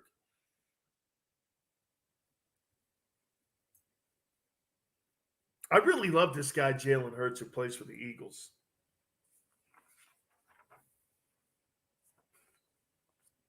He's a guy that had his job taken away from him at Alabama with Nick Saban, right? He goes to Oklahoma and he takes them to a semifinal. And then he gets drafted in the second round by the Philadelphia Eagles. Ends up getting the job because they end up trading away Carson Wentz. And you know what's been really fun to watch? Guy getting better. He's made me pause. You see, unlike everybody else that's on the air, I'm going to do this to you. If I see somebody starting to get better, I'm not just going to go like this. Oh, it's just an anomaly. The guy's really still sucks. He's this and that. I actually root for people to have success and prove me wrong. I don't root for him to fail. I'm rooting for him. But what I'm saying about him was, and I get this, and I should have known better in this. And here's where I'm going with this. Ready? Watch this. The reason why we're having so much conversation about a guy in Philadelphia like Jalen Hurts is because he's unconventional in the way he's winning games. He's not the most accurate. He's a guy who gets in the open and runs very well. He's getting better at seeing defenses. Hey, the same team that beat the living hell out of the Cowboys, the Eagles beat the piss out of them up in Denver 30-13. They went up to Denver and kicked the crap out of them. And I'm like, wow, if I were the Dallas Cowboys, I'd be looking over my shoulder a little bit at this Eagle team and go like this. The Eagles may end up getting into the playoffs still. Sitting at 4-6, highly unlikely. You got a rookie coach who's getting better also. And I came out and I was doing the stream show earlier, and I'm like this. You know what I'm seeing? I'm seeing a young head coach and a young quarterback getting better together. It's pretty cool to watch it. Both guys are getting, because you got to figure, right? These guys didn't know anything about each other. And like in any relationship, you got to know what works, what doesn't work, what's a cold button, what's a hot button, how can I push the player, how can I not push the player, what does the kid do really great? Hey, it's one thing to watch him on film. It's another thing to get him on the football field and in your particular system. So these two guys are going about it. And you know what I would think in that whole process? As you grow together and most importantly, as you start to see the one-loss column getting better, that creates confidence. And when you're a guy in that Eagle locker room now, and you're watching Jalen Hurts play, taking hits, moving the chains. He reminds me a little bit of Steve McNair. He does. He reminds me a little bit of Steve McNair. Steve McNair didn't have the greatest quarterback completion percentage. Jalen's kind of around 62%. But Steve McNair was a winner, knew how to move the chains, knew how to win ball games. And that's kind of what I'm seeing a little bit here with this kid. And it's really cool to watch. It really is cool to watch. And I love it when you get an opportunity to see something like that. All right, guys, do me a favor, okay? If you are in the Phoenix area, make sure you get down to any one of the Hooters there in the Valley. Monday Night Football especially. Best way to wind down and start your work week is there on Monday night. So head on over to Hooters. Don't forget, the entire week long, because you know what? Now we're starting to see a lot of college games getting built up. Then you got Thursday Night Football. This is your headquarters, right? Enjoy $10 burgers, $3 Bud Lights during the game. You're absolutely going to fall in love with the place. Great locations. Check them out. Make sure you do me a favor. You tell them your boy Sileo sent you. All right. Week 10 of the NFL, man. It's probably one of the most chaotic times I've ever seen in the NFL. Teams beating teams they have no right beating. We'll hit on it next. You keep it there on the Sileo Show.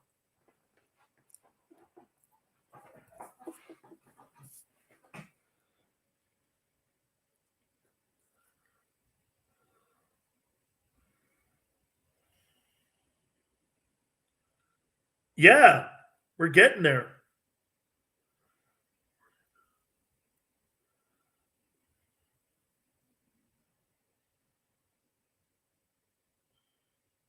They only have one loss, that's why.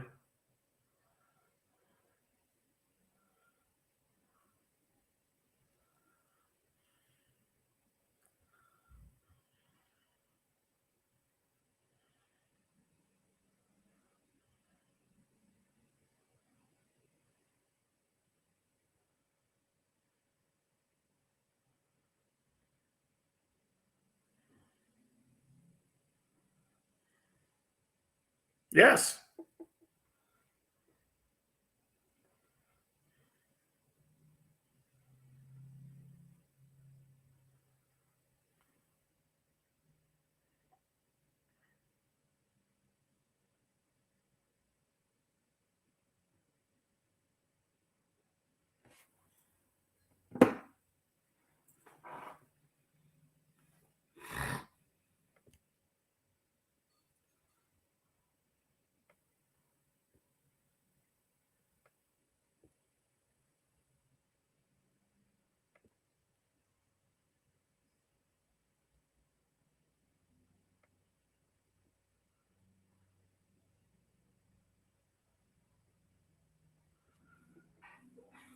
Because Cincinnati plays nobodies.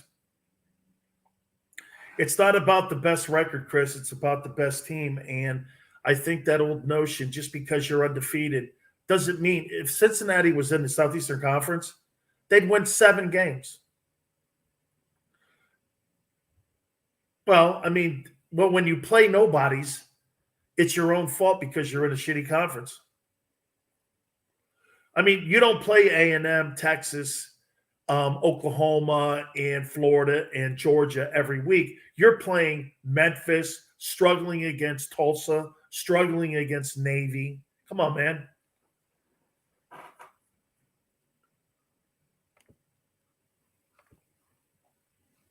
They don't play it good enough. And that program belongs in a better conference.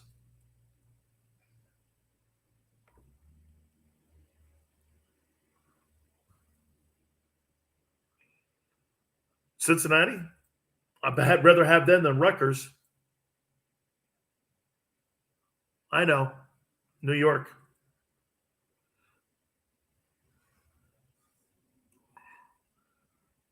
Well, you know what, though? The reason why they would never have Cincinnati in the Big Ten, right? Correct. It's like between the Texans and the Cowboys, you know why there'll never be a pro team in San Antonio? Because of what I just said.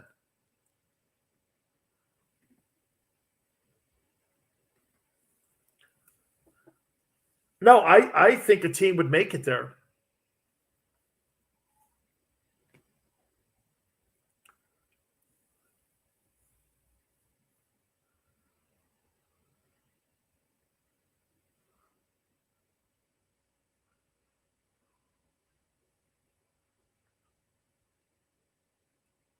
It's a great city. Yep. Didn't the Saints play there? Didn't the Saints play there when Katrina happened?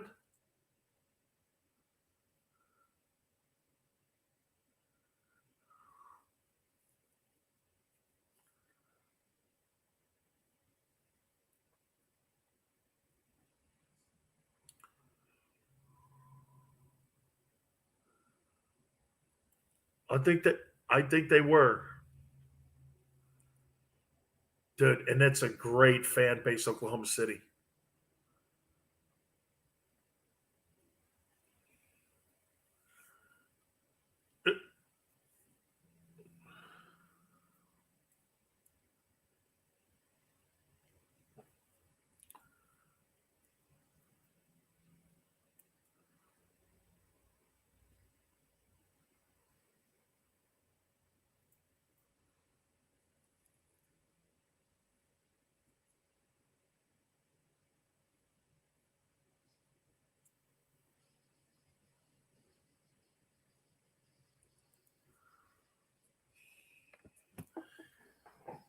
49ers are putting the wood to the Rams tonight. Who would have thunk it? San Francisco's 3-5 going into the game, and the Rams are 7-2. That's been pretty much what we've seen all year long. This is why I'm saying it's been one of the best years in the NFL because you know why? There's nobody that's a clear-cut favorite to win the Super Bowl. Dan Sileo, USA Radio Network. I'm going to go over the Week 10 games here because they're going to tell you a lot about how the makeup of this year's identity in the NFL is. See, in college football, watch this. It's Georgia, Alabama, and really nobody else. Those are the two most dominant teams. Look, I think Michigan State's had a nice year. I do. I think Oregon going into Columbus and winning the way they did, that was great for the Pac-12. Oregon's got to keep going. I would say this to you right now. If the committee were going to sit around and say what 4 teams go to the playoff, it would be Oregon, it would be Alabama, it would be Georgia, and probably, get this, okay?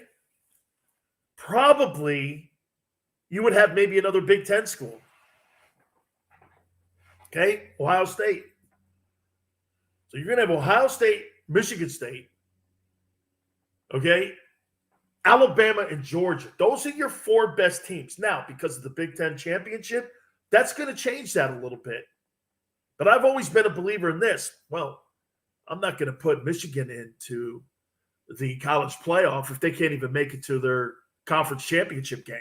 I'm not doing that. But teams have made it. Ohio State's made it like that before in the past. There was a year Penn State beat Ohio State. They went on to win the Big Ten championship. Ohio State didn't make it. And guess what? They still took Ohio State for the college football playoff.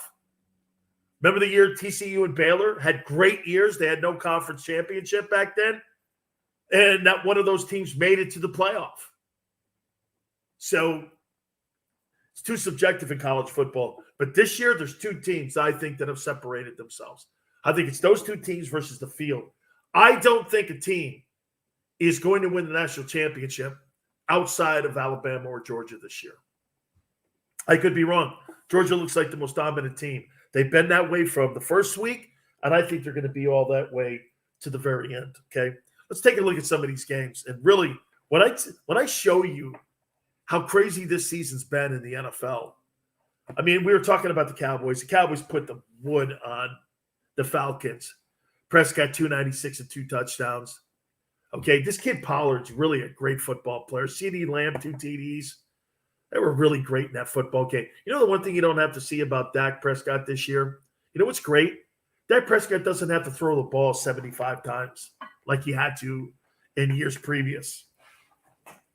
It's because they're running the ball better. Cowboys now run their record of 7-2. I still think the Falcons are in the conversation for a playoff spot. They're sitting at 4-5. Matt Ryan, okay, he's kept his team right there. They're still in it. You're still in it at 4-5, 4-6. Believe it or not. I think the best team in the AFC is the Bills. They took care of the crappy ass Jets. Man, it's 2-7.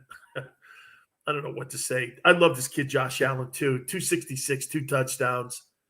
You know, the kid, Stephon Diggs, man, 162 yards of reception yardage, man. He was just special over the weekend. Has to be the biggest shocker of the weekend when it comes to the point difference. The Patriots beat the living hell out of the Browns. There was so much hype going in this year for the Browns. And you know what's happened in the process? I'm going to give you guys a little behind the scenes here. Their quarterback got exposed. When the 2 running backs went down, Nick Chubb and Kareem Hunt for the Browns. That meant what? That meant that Baker Mayfield had to lead the team to victories. He can't do it. He is not capable of doing it. And the Patriots, that thing was so not competitive. The only thing competitive in that game was the coin toss. 45-7. They beat the brakes off them, man. That thing was never close.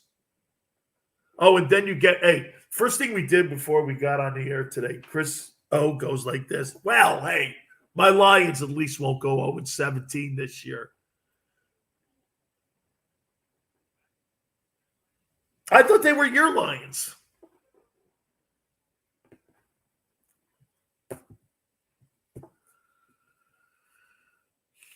And why is that, Christopher?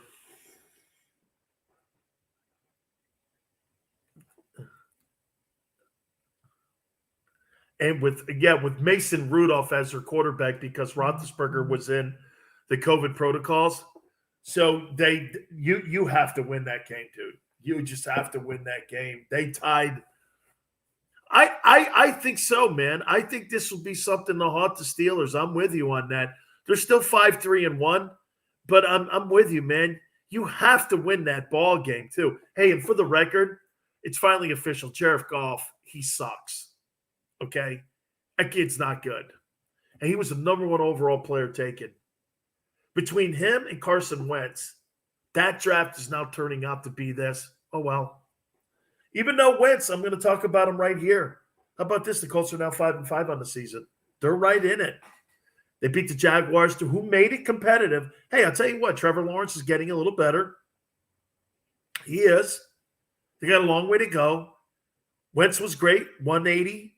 It's all you need when you have a guy gaining 116 yards rushing, Jonathan Taylor. Colts are 5-5 on the year. After starting out, I think 2-4. It's pretty good, man. Carson Wentz is playing some pretty damn good football right now. Good for them. That's telling me a lot about Wentz being the future of that football team since they made the trade against all people's thoughts that maybe they should have went after somebody else instead of Carson Wentz when they made that deal with the Philadelphia Eagles. I think they got their guy here. Here's an example of great coaching. And I so love this guy. Mike Vrabel loses his boy, Derrick Henry. They win 23-21 over the Saints, who are 5-4. Both teams still in it, obviously. But the Titans are 8-2 without their bell cow. Ryan Tannehill, 213 yards. Okay. Some dude named Foreman had 30 yards rushing.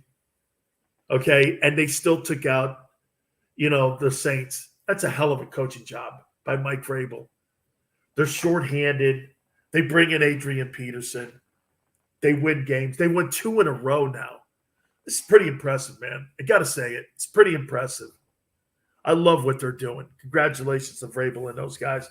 They're the number 1 seed as of right now, okay, in the AFC. How about this shocker? So the Tampa Bay Buccaneers thought that they were going to get a weekend off at Bernie's, basically. Okay, they thought that they were just going to just kind of wander through Washington. And what does Washington do? Tyler Heineke ends up outplaying Tom Brady. 256 and a touchdown. Brady had 2 interceptions in the game. And they beat the Bucs by 10 points. The Washington team, who's 3-6, they had 2 wins going into the game. Bucs are 6-3, obviously still in it, defending champions. But who would see? This just shows you can't just throw your helmet on the field and think you're going to be in a football game. And just because you're the Buccaneers defending champions, people aren't going to lay down for you, dude. You got to go play 60 minutes of football, man. How about Cam Newton back? I haven't hit on this at all. I should have brought this up earlier. So Cam's back in the house. I'm back. Has a touchdown pass, touchdown run. Panthers now 5-5. They beat the Cardinals. The Cardinals now, Kyler Murray's not in the ball game, so you have to understand that. Kyler Murray's not in the game, and so you got to know that this is not going to be the Cardinals that were 8-1 going into this football game. But they end up beating them by 24 points. And the Panthers are there. It looks like Cam's going to start this weekend. I mean, you got to love that. You bring Cam back, and Cam's energized an entire community, and he's energized the franchise. They played with great energy against the Cardinals on the road, too. I'm telling you, I'm pulling for the Panthers. I'd love to see the Panthers do something this year because Cam's back in the building. Wouldn't it be great? Are you not? I'm rooting for that. All right. Vikings, They end up taking out the Chargers. Chargers are starting to walk back a little bit here. Vikings are now 4-5. Chargers 5-4. Both teams are still in the mix for the playoffs here. Eagles, I was talking about Jalen Hurts. He was great in the game. 178 yards. Eagles win the ball game in Denver, 30-13. Broncos are 5-5. Eagles at 4-6. I still think they're in it. Guess who they have? This is why. They got the Saints this weekend, which is very winnable. Think of this for the Eagles. They got the Saints this weekend. That could put them at 5-6. Then they got the Giants and the Jets. In the next 3 weeks, this is their year. They could be 7-6 over the next 3 weeks here. So, I mean, you're playing for a lot. And by the way, once again, I'm going to say it again to you here. The kid's getting better. I love watching this. Here's the vax versus non-vaccination game. Packers at Lambeau get it done. Aaron Rodgers is now 8-1 this year as a starter. Packers are 8-2 on the year. Obviously, they lost last week because he didn't play. And Aaron Rodgers, man, he was pretty emotional too. For 292 yards. Was a little rusty, I won't lie. Was a little rusty. Devontae Adams is such a great football player, the wide receiver for the Packers. Packers are now 8-2. Probably them and the Cowboys. Isn't that old school Ice Bowl stuff, right? The Ice Bowl right there, Packers and Cowboys. Would you like to see that in an NFC Championship game? I know I would. Packers and Cowboys at Lambeau. Oh, man. Hey, the ratings for that thing would be off the charts. Off the charts. I'd love to see that game. Aaron Rodgers versus Dak Prescott for the NFC Championship at Lambeau Field. Fox is probably sitting there going, dear God, please. Yeah, right? All right, Chiefs 8. Looks like Patrick Mahomes, 406 yards passing, 5 touchdowns. Again, hey, didn't it finally catch up with the Raiders, you think? Right? Dude, they got a lot of turmoil, man. Coach. Another kid gets thrown off the team because of a social media post. Another guy, unfortunate death. You know, guy kills somebody, DUI. I mean, they just looked horrible in that game. And the Chiefs took full advantage of it. They went on the road. They ended up winning that ball game. But you got to admit, man, right, when you say it, I'm surprised the Raiders are in this position still at 5-4 with all the chaos that's been around the team. How about Tagovailoa, man, and the job he did against the Ravens? This kid, man, I mean, he does a nice job. He came in, he put up 158 yards. They win the ball game. That's some good stuff. So, hey, so over the weekend, the telling game probably with Packers and Seahawks because now Green Bay has got Aaron Rodgers back. But the Buccaneer loss, you'd have to say, was probably the most surprising, 29-19. You know, are the Bucs trending in the right place right now? They've lost 2 in a row. They've lost, especially in the NFC, 2 in a row. And they lost to the Saints last week. Now they lose to Washington. You know, the Bucs have a lot of injuries. Isn't that funny? Everyone said that the Buccaneers, the only people that are going to beat the Buccaneers are going to be the Buccaneers. Well, injuries are now playing a factor in this thing here. Clearly now playing a factor. And I would tell you this too, as I mentioned in the previous hour here, the Patriots, man, 45-7. Bill Belichick now has his football team playing like he designed it at the beginning of the year. And what I mean by that is you have a young quarterback in Mac Jones. You draft him in the first round. He's playing great football. You've got a formula that you've put down on paper for all to follow. They're following it.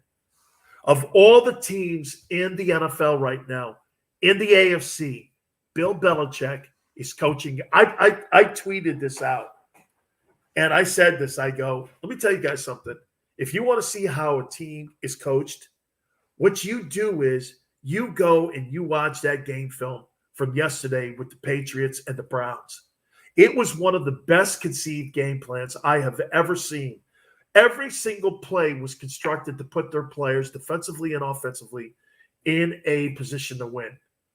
And I tweeted it out. I said, you want to know who has the best coaching staff on the planet? Make no mistake about it. It's in New England. They have gone from a COVID disaster of last year to now where, get this, if Bill Belichick, who I think is in the game right now for one thing, that's to run down Don Shula's all-time wins record. He's got every other record there is. But he wants to leave the game, in my opinion, as the all-time winningest coach in the history of football. And I personally think he's going to do it. I admire the guy. And I love what they're doing. I do. All right. A little bit more on Aaron Rodgers and something that was said today about some people around in the lamestream media.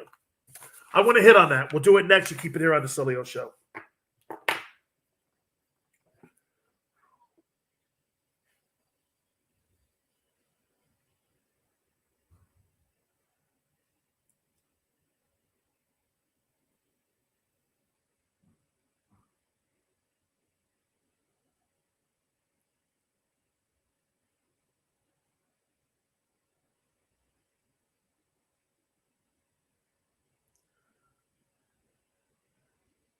Oh, wow.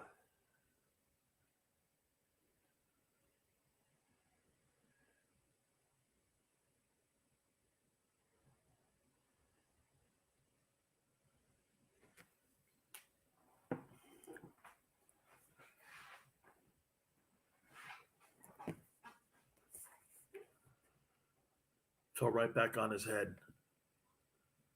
I think they were playing the Rams, too.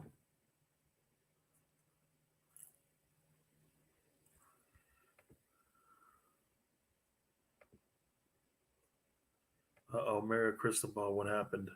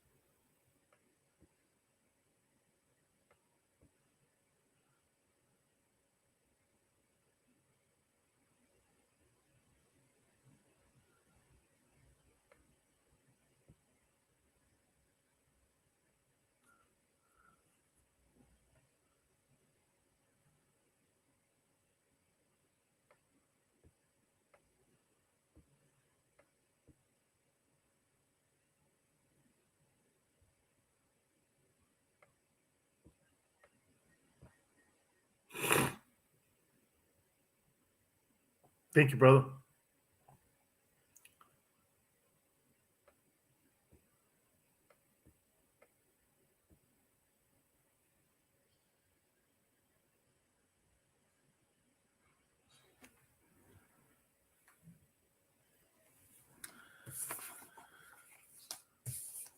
Dan Sileo, USA Radio Network.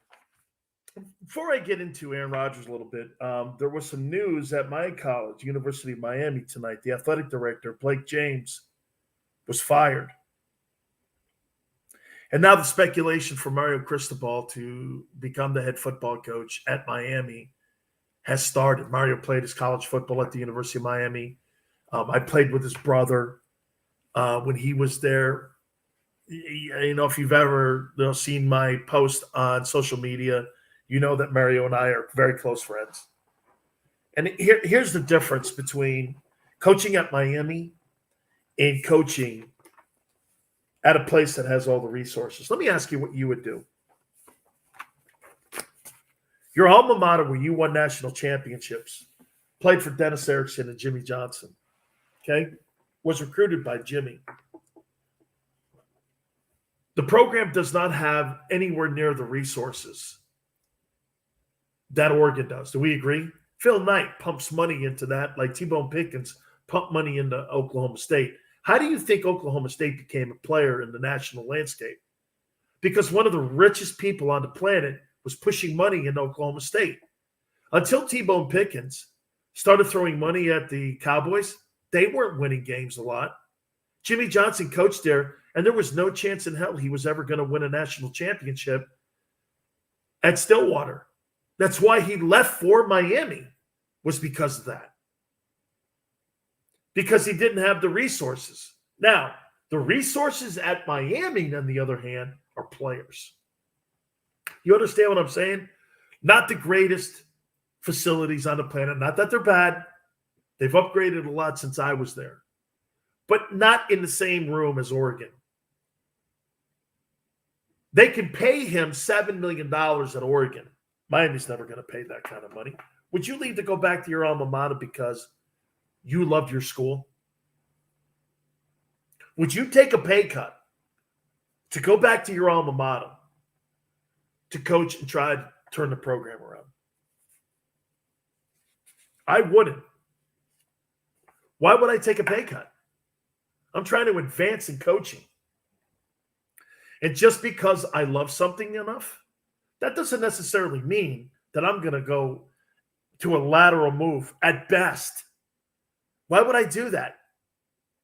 I'm looking to either get more money for my job or I'm going to become an NFL head coach. You know, this stuff, and I'm seeing it all over social media. By the way, I'm getting destroyed on Twitter because what people are doing is, Dan, what should we do next? Who should be the AD? Who should be the next head coach? There's a guy in there right now by the name of Manny Diaz, and he's probably going to get fired because the athletic director, who I think was the worst athletic director in the history of our program. He was terrible. His hires, his decisions were all garbage. All garbage. He was part of an athletic department that allowed that Ponzi schemer, Nevin Shapiro, to be part of the program. You know, Nevin paid money to run out of the tunnel into the smoke. Gave him like $200,000. Donna Shalala, there's a famous picture of her holding this $87,000 installment check that he gave her. They named the player lounge after him. It was just a train wreck. And he's been a train wreck.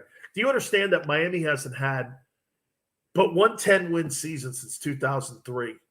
And people keep asking me all the time, Dan, you think Miami's back? I'm like, no, I don't. I don't think you'll ever be back. Because here's the problem with the University of Miami. It used to be a place of dreams. And what I mean by that is they would go to the inner city kids and they would give them a chance. They would give them a chance like Michael Irvin or Brett Perriman or Ray Lewis. You know, Ray Lewis was recruited by one school. That school was the University of Miami. They didn't even have him in the program his freshman year because he was such a late addition to the program. It used to be a place of dreams where they gave every inner city kid an opportunity to succeed. Nowadays, they don't go into the inner city. But guess who does now? Alabama, Clemson, Ohio State. You want to know why those programs have gone ahead of UM? Because they're not afraid to take a chance. Miami wants to get back to winning. They have to take a chance on kids like me. You have to take a chance. You can't just keep recruiting choir boys. You ain't going to win championships with just choir boys. That ain't going to happen. No way. And don't think you're getting Mario. You're not getting Mario Cristobal. All right. We'll reset. So much going on. You keep it here on the Sileo Show.